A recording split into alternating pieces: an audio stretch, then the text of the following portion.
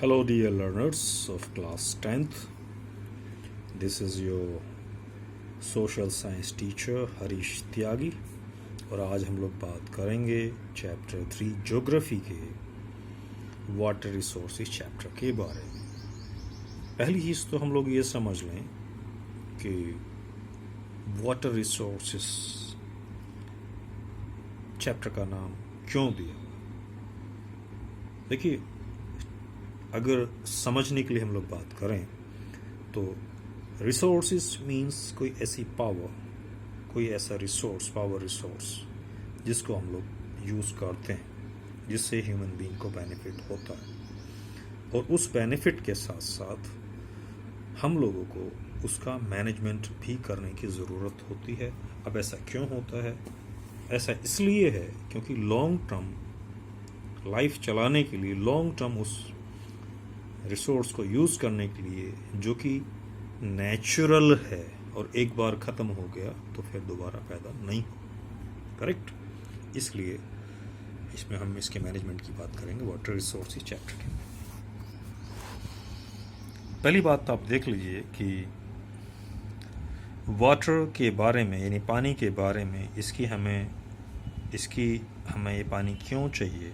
अगर प्रेडिक्ट किया गया है कि जो हाइड्रोलॉजिकल सर्किल है वो प्रेडिक्ट किया गया है कि 2025 यानी 2025 के आसपास 2 बिलियन पीपल को एब्सोल्युटली वाटर से वो हट जाएंगे।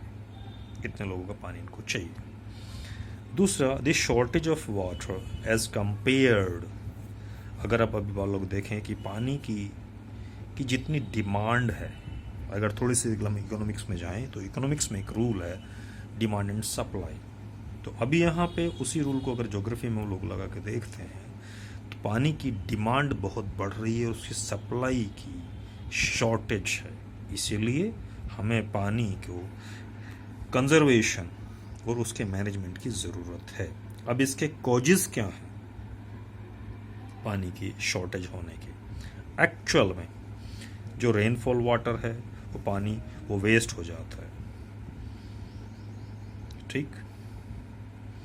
दूसरा, पानी जितना भी हम लोग यूज़ करते हैं उसको हम लोग मिसयूज़ करते हैं अपने हिसाब से। आप देख लो फैसिलिटीज़, पहले पानी के रिवर होती थी, फिर कुएं हुए, कुएं के बाद में हैंड पंप आए, आज समरसेबल या कुछ भी इलेक्ट्रॉनिक सिस्टम यूज़ करते हैं। तो एक्चुअली पानी की शॉर्टेज है, जबकि पानी का प्रोडक्शन क्या है? सब जगह हम लोगों ने पत्थर ही पत्थर लगा दिया, सब जगह कंक्रीट है। तो इसलिए जो हमारा लोगों का वाटर मैनेजमेंट था नेचुरली या हमारे एंसेस्टर्स ने दिया हुआ था, वो अभी वो ख़त्म हो गया। उसको हमने केवल कंजम्पशन में हमने करना शुरू कर दिया। दूसरी चीज़, जो हाइड्रोलिक स्ट्रक्चर था एंशिएंट इंडिया में, अगर आप लोग बात करें तो वो ऐसे था कि अगर 11वीं सेंचुरी के अंदर आप लोग देखें, हम लोगों की जितनी भी सिविलाइजेशन इंडिया में हुई हैं वो सारी की सारी वाटर बेस्ड थी और वो उन्होंने वाटर मैनेजमेंट को अच्छे से किया। अगर आप लोग बात करने लगें किसी भी सिविलाइजेशन की, जैसे 14वीं सेंचुरी के अंदर हौज खास के अंदर दिल्ली में, कुछ को दिल्ली में खाड़ी बावरी, दिल्ली खारी बावरी के नाम से एक चीज़ जगह महसूस है, एक जगह फेमस है। दूसरा, पुराने स्ट्रक्चर में ये गढ़ में भी, गढ़ मुक्तेश्वर में आप जा करके देखेंगे तो वहाँ भी नक्के कुएँ करके एक जगह फेमस है। अगर हम लोकली बात करें चैप्टर से हट करके, तो हमेशा उन्होंने वाटर रिसोर्स के बारे में पुराने लोग सोचते थे। कच्चे मकान होते थे, ज़मीन के अंदर जितना पानी बारिश के हिसाब से ज़्यादा, कुल मिला करके एक्चुअल में सारी चीज़ों को रिसाइकिल वे में रखा जाता था। अच्छा, अब इन्होंने क्या किया कि मल्टीपर्पज़ हमें वाटर मैनेजमेंट की ज़रूरत है, लेकिन मल्टीपर्पज़, अब हम क्या वाटर मैनेजमेंट के साथ साथ हम लोग अपनी ज़रूरतों को तो नहीं छोड़ सकते ना। तो इसलिए हमें multipurpose river project, integrated water resources management के हम लोगों ने एक्चुअल में हमें इसमें काम करना चाहिए और इसलिए इन सारी चीज़ों को हमें देख करके चलना चाहिए। अब क्या है ऑब्जेक्टिव्स हैं मल्टीपर्पज़ प्रोजेक्ट के। हम इसमें क्या बनाते हैं, हम इलेक्ट्रिसिटी बनाते हैं, यानी हाइड्रो पावर जनरेट करते हैं। ये 9th क्लास में भी इसके बारे में जिक्र है काफ़ी सारा। फ्लड को कंट्रोल करते हैं, ये सोइल कंजर्वेशन को हम लोग लेके आते हैं, इरिगेशंस हम लोग इरिगेशन करते हैं जो अपनी खेती की हम लोग फार्मिंग के लिए उसको हमें पानी चाहिए। वाइल्ड लाइफ को भी हमें मैनेज करना होता है, इकोसिस्टम के साथ साथ हमें सारी चीज़ों को, फिशरीज़ है यानी ह्यूमन बीइंग को।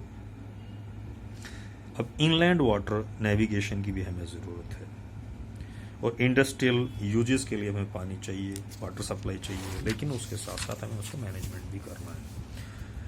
Adverse effects of the limitations of multipurpose projects. इसमें क्या है, इफेक्ट सॉइल फर्टाइल के लिए, इम्पैक्ट ऑफ सोसाइटी और impact on the society, impact of the aquatic life, changes cropping pattern, इस तरह की बहुत सारी चीज़ें। एक्सेसिव यूज़ ऑफ वाटर हमें मैनेजमेंट को करना पड़ेगा। कैसे, अब लोग तो हमारे यहाँ पानी की कितनी प्रॉब्लम है, हमने साउथ की जितनी भी क्रॉप्स हैं हमने अपने एरिया में बनाने शुरू कर दी हैं, जबकि क्या है कि उन सारी चीज़ों के लिए नेचर ने ये तय किया है था, नेचर के अकॉर्डिंग पहले लोग वर्क करते, लेकिन अभी सब सिस्टम लोगों ने चेंज किया है। मूवमेंट अगेंस्ट मल्टीपर्पज़ प्रोजेक्ट, जितने भी मल्टीपर्पज़ प्रोजेक्ट गवर्नमेंट ने शुरू किए तो एक्चुअल में गवर्नमेंट ने शुरू किए, उनके अगेंस्ट भी सोशली वर्क होना शुरू किया। नर्मदा बचाओ आंदोलन, सेव नर्मदा आंदोलन जिसको नाम दिया गया, सरदार सरोवर डैम जो गुजरात, तो इन सब को नेचर के साथ जो इंसान ने छेड़छाड़ की वो नहीं होनी चाहिए। दूसरा हाँ, इसमें हम क्या कर सकते हैं, हम इसको कैसे वाटर मैनेजमेंट कर सकते हैं, सेव कर सकते हैं। रेन वाटर हार्वेस्टिंग हम लोग कर सकते हैं, जैसे रूफ टॉप पे हम लोग वाटर हार्वेस्टिंग कर सकते हैं, टैंक्स में बना सकते हैं,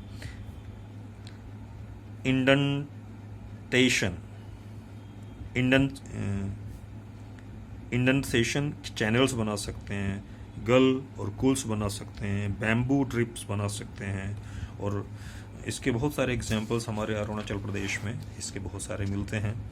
और खादिन्स एंड जोहाद, ये सारी की सारी चीज़ें हैं, इनको हम यूज़ कर सकते हैं। राजस्थान में यूज़ की जाती हैं, हार्वेस्टिंग की जा सकती है राजस्थान में, ठीक है जी। रेन वाटर हार्वेस्टिंग इन शिलोंग में वो ऑलरेडी इस चीज़ को करते हैं। Advantages of rain water harvesting, अब इन सारे के सारे वाटर हार्वेस्टिंग को अगर आप लोग देखें तो कई एग्जांपल्स ऐसे हैं कि इन चीज़ों को हम लोग, इनका वाटर लेवल बढ़ाने के लिए हमें हार्वेस्टिंग तो पानी की करनी पड़ेगी।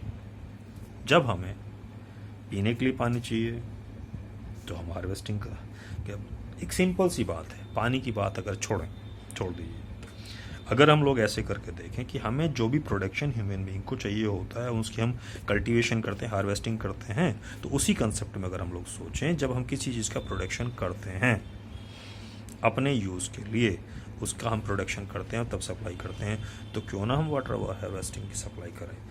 और वो तब होगी जब उसको हम हार्वेस्टिंग करेंगे, और वो इसलिए होगी अगर हम एज ए ह्यूमन बीइंग अपनी नेचर को समझ के चलें। ओके जी, तो इसलिए वाटर रिसोर्सेज का हम क्या करना है, हमें सबसे पहले सोचिएगा कि हमें डिमांड को कंट्रोल करना है, मिसयूज वाटर को नहीं करना है, वाटर हार्वेस्टिंग करनी है, और वाटर हार्वेस्टिंग के जो डिफरेंट वेजेस हैं हमें उनको लेकर के चलना है। बट कीप रिमेंबर, हमें नेचर को भी मैनेज करके चलना है, सोइल की नेचर को भी कर चलना है, और ज्योग्राफी को हमें उसके नेचुरल वे में ही लेकर के चलना है। ओके जी, मेरी बात आपको समझ में आ गई होगी। Thank you very much, don't take tension. Okay, water resources means water की पावर को अच्छे से मैनेज करना है लॉन्ग टर्म चलने के लिए, जब तक ह्यूमन बीइंग की लाइफ या इस अर्थ की लाइफ है। Okay, thank you very much, have a good day.